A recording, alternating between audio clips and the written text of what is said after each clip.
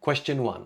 If x equals negative 2.531, what is the value of x squared rounded to 2 decimal places?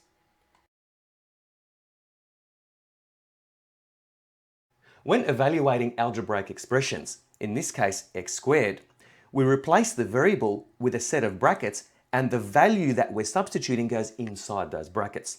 Now that's especially important if the value that we're substituting is negative.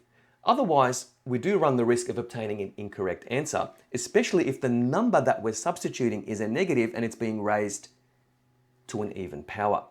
So in this case, x squared can be written as open bracket, negative 2.531, close bracket to the power of 2. Entering in this expression in your calculator, that evaluates to 6.405961. Now the question is asking us to round this value correct to 2 decimal places. Now the second decimal place is a 0. The third decimal place is a 5, and if it's 5 or more, we raise the score. In other words, the second decimal place gets rounded up by 1. So the 0 becomes a 1.